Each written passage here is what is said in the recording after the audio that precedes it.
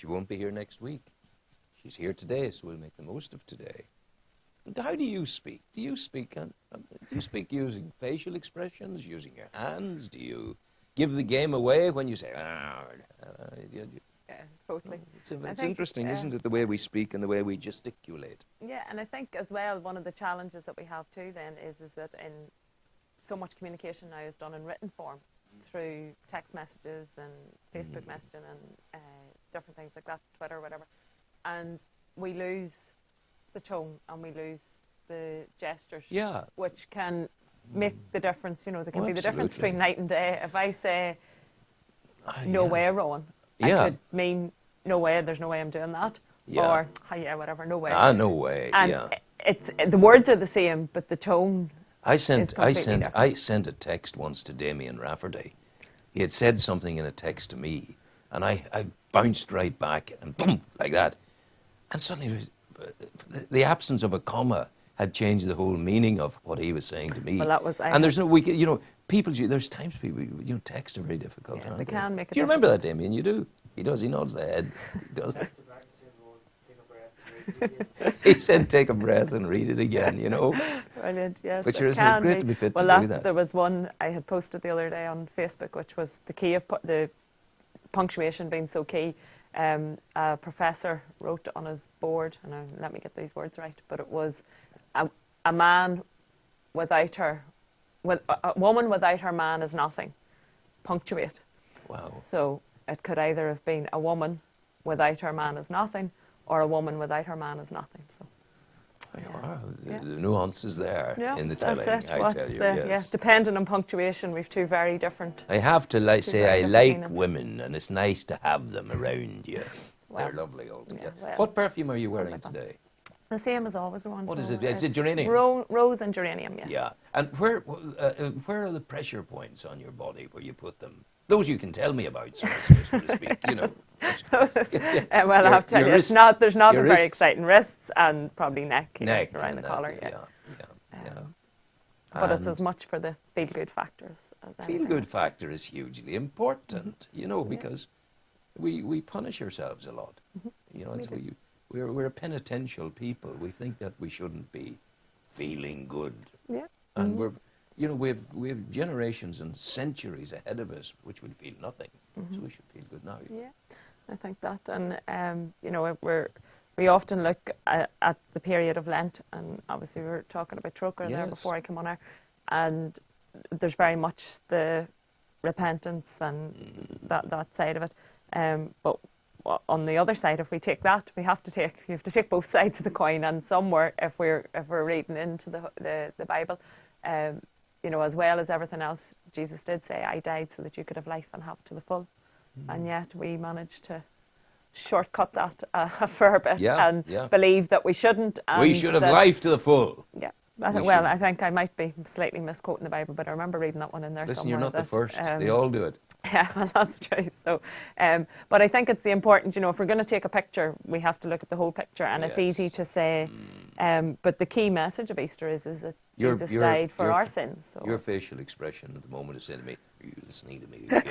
My facial expression gets me into trouble all the time. No, it doesn't. So. Not at all. Oh, well, I don't see that. I don't see sometimes. That. Yeah. But what are you doing today? What have you been doing all week? It's been a good week? Yes. It always is a good week. It's always been, it's been a very busy week. I was with the gift programme actually in the parish centre last night, which is a youth programme. It's a programme for young people that they've been following since February in preparation for Easter, I presume, and kind of guiding them through different areas. And you're helping the young people? Well, I was asked last night to go and speak and to run a workshop or a session with the young people on the session that they were covering last night was forgiveness, and the conversation that I was having just was about kind of stilling our mind and sometimes setting ourselves free of the burden of things that we've done that maybe we're holding on to that we need to let go of. The burden of not forgiving.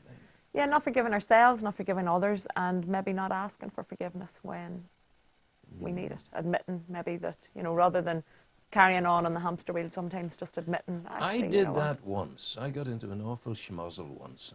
I find it easier to forgive than to ask for forgiveness.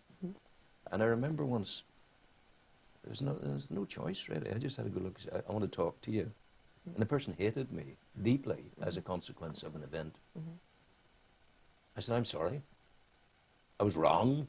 I can't change it. But I want you to know now that I'm sorry. And you can make of that what you will. And then I shut up. And sometimes that's all, we need to say what we need to say. And so these youngsters, these people at the parish centre, all young Catholics. First, second and third years. And it was a lovely group. You know, I was actually, I have to say, it really gave me hope, I suppose. Really? Yeah, it was a lovely group of young, ordinary teenagers, mix of boys and girls. Lovely energy in the group, for a few messers, few carry on, you know, bit chat. But very, if there is such a thing as a normal teenager or a normal person at all. But, you know, just, and they've been guided through this programme by, from what I could gather, it was women that were involved in running the programme, but I'm not sure who else was there, but last night it was women. And I think it's been running for a couple of years now, but really... These are, these are young people, and they're within the Catholic Church. Are there any young Catholic priests to interface with them and to go the journey with them? I think they're I mean, I'm not sure in terms of the whole numbers, but I think in general, you know, the whole church setup is changing, and there's a lot more lay people involved in it and things like that. So, well, not if you're a woman and want to be a priest. No, but you know, sometimes we just have to accept that we can be different and. You never accepted anything like that in your life. No, I think it's really important to accept the differences. But you know, to the church's loss. I mean, a woman, but you know, they'll wake up someday and realise. And then maybe women, when it's too women late, of the world will never forgive you. Decided that, you know, I don't understand the reasons for it. But I mean, they're there, so somebody somewhere has decided that they're there. Some fat, old, obese cardinal or pope in a college of fat, obese, old men who know nothing about women and life and marriage and happiness, they decreed. It's nothing to do with Jesus. No. Why are we talking? Like we're into a strange area we're in today altogether. So it's been that sort of week for you. It's been a good week. Your good offices were sought to help educate the Christian children. Yeah, on just relaxation and how to take some practices to quiet their mind and become still, because it's not something that comes very naturally to young children. I found I got myself a huddle out of Tesco. It's like a, what would you call it? It's like an iPad, I suppose. But one of the main features of it is that I can get radio from all over the world to almost concert hall standard. Press a button. It's only 140 quid, this thing. Press a button. Suddenly I'm listening to radio from Australia, radio from Canada. And music. There's a station, Mozart station. And I can this is apropos you talking about relaxing and taking it easy. And I don't switch the television on the corner, only for some news. When I get the headlines, I switch it off again. But I have it there. I have the huddle giving me radio. So I'm getting a different take on news all over the world. And one of the things I've discovered, I don't know whether it's in the Canadian people, but I've been listening to Canadian broadcast radio, the national broadcaster there. And there's a loveliness about the way they do it. There's no pretension. You know, over here we all think, this is the BBC, we are blah, blah. We are important. We think we're brain surgeons here as broadcasters. We're not. You know, if we make a mess, nobody's going to die. But we make it sound as though we're big people. But certainly in Canada, there's something lovely, and they're saying, thank you very much indeed for coming in, and that's nice. And there's a lovely ease with them. That's maybe a national characteristic, I don't know. But we do take ourselves awfully seriously over here. We do. We can be, and we can equally, you know, we can be very hard on ourselves too. We can, you know, that's.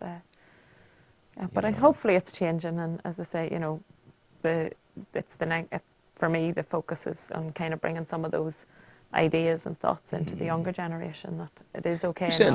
You know, that it's okay not to be perfect. It's okay to be human, and that indeed, as human beings, things affect us, and you know, rely on ourselves. That get out clause, I suppose. Get out clause is good. Somebody said to me the other day, "There is a God, but I'm not it." Yet. Well, not. It was a sweeping statement. Hopefully, Yeah. I don't think it was directed at me, but it was that idea that, you know, if we remind that in ourselves, that actually there's something somewhere on some level controlling all that's going on, and that it's certainly not us. No, it certainly isn't. It must have broken your heart, the German aircraft crashing in the Alps. Oh, yeah. I mean, I suppose that idea, having done school ski trips. Yeah, of course. Whilst at school, I went on a couple of ski trips with St Paul's, and you know that obviously there was some students on board, and just the devastation. You know, they're coming home from a wonderful week away on the slopes, and it actually, when I heard it, I just thought instantly transported back to being in third year, fourth year was my first one, and heading, you know, the excitement of having had your week skiing and coming back, and just the devastation of that. So, yeah, I mean, and there appears to be different reasons coming through this morning, but yeah, so far they've ruled out terrorism, which is a relief to some, but it's very strange, very strange.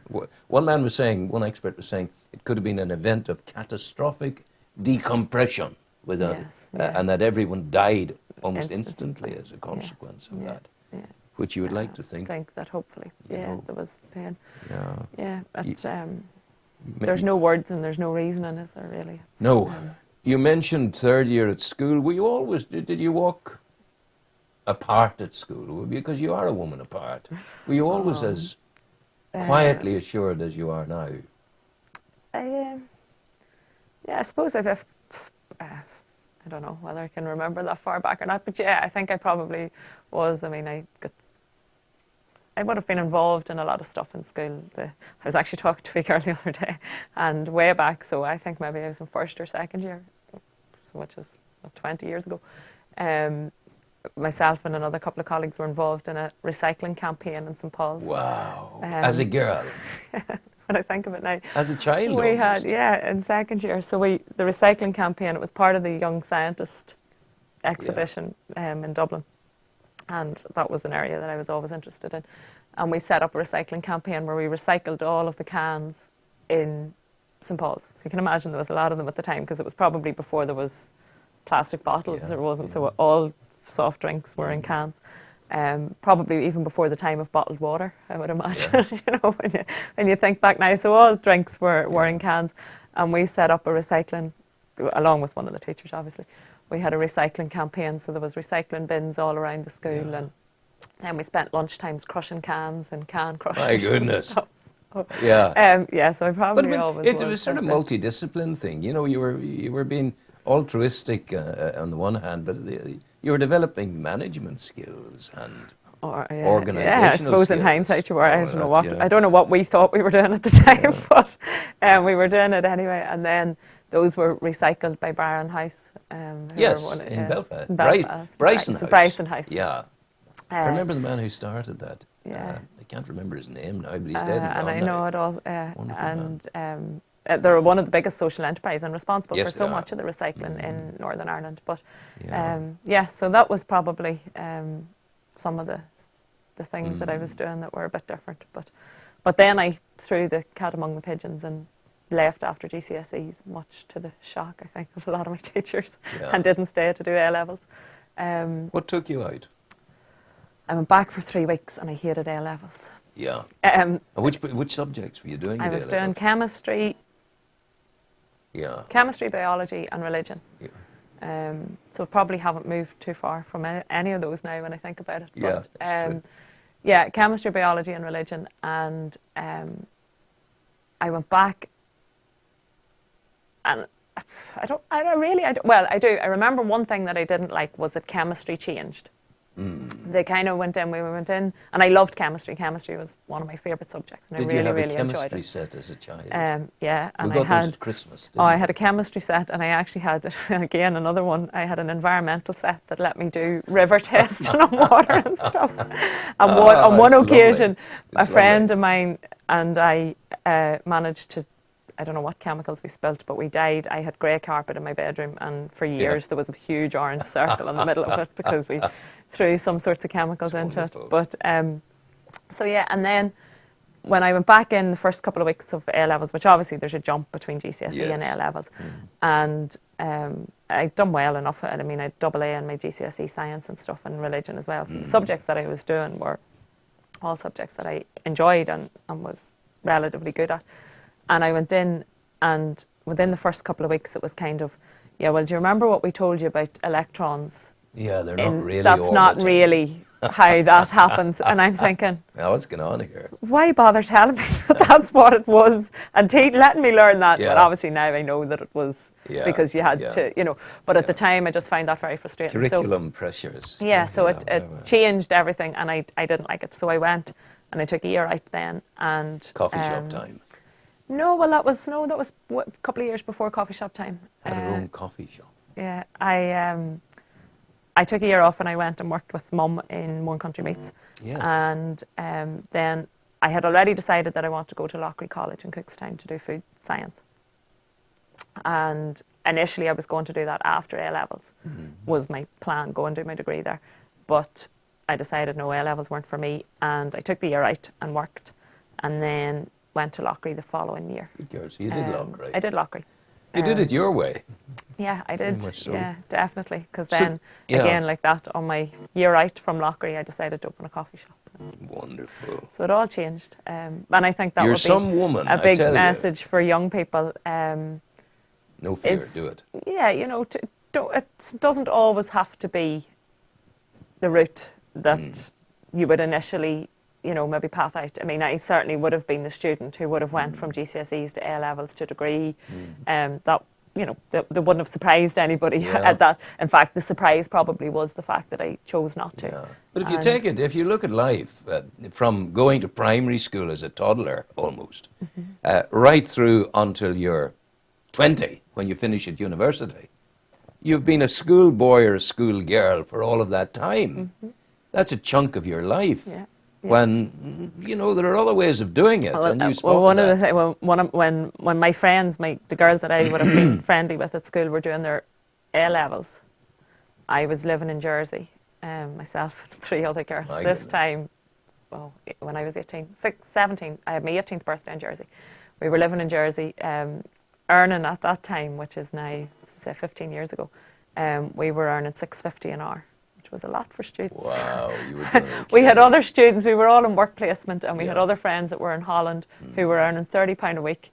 And did you ever go to Wisbech to pack the peas? That was one of the great ones we'd do. I didn't. I packed potatoes. Well, no, I didn't pack potatoes. I graded potatoes. I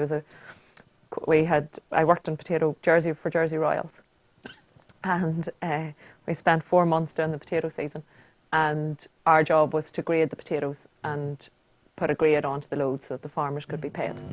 And it was fabulous. We spent 4 weeks cycling around the island of Jersey because we were somewhere different every week. It's a lovely story. Yeah, it was brilliant. Really great. What have you got on the programme today at 3 o'clock? Today at 3 o'clock we have home birthing. We have a lady, Annie McConville, and her baby Robin. So Robin joins us on He was air. born at home. Baby girl, and was born at home. She was born at home. She was born at home, so Annie shares her thoughts and experiences. I was born at number 5 Mary Street, Newry, on the top room where the headboard of the bed was between the 2 windows, and the window on the left-hand side as you looked to the headboard of the bed had a ceramic pot containing a beautiful aspidistra. I remember that room because it was Minnie and Nanny's room.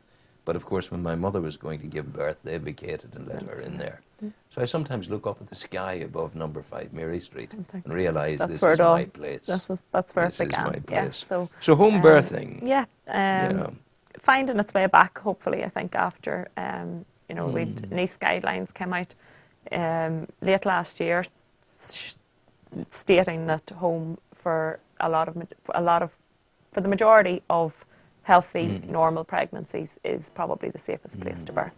Well, it keeps you away from the bugs and the viruses and whatever bugs of the and hospital. the stress of hospital environment that just happens. The noises of hospital, the kind of general dynamic of hospital. You're in a safe, familiar environment. Yeah, you're at home. You're sitting having your tea, and suddenly there's the hello baby. Oh, yeah, how are well, you? I think it may prove a little bit more difficult than that, but there's it's it's for many women, and hopefully for many more in times to come. Let it the more be. we normalise it, Let it be. more conversations we have. Yeah, so that's today at 3 p.m. I want to thank you. As a matter of fact, I will thank you. Thank you, Ron. Thank you very much indeed. You're a you, good Ron. woman. Thank you. One impressive lady, I tell you. Joanne Callan of Try the Alternative, Relaxed Kids, and at 3 o'clock today, the host of your very own Destination Wellbeing. You're welcome. Thank you, Ron.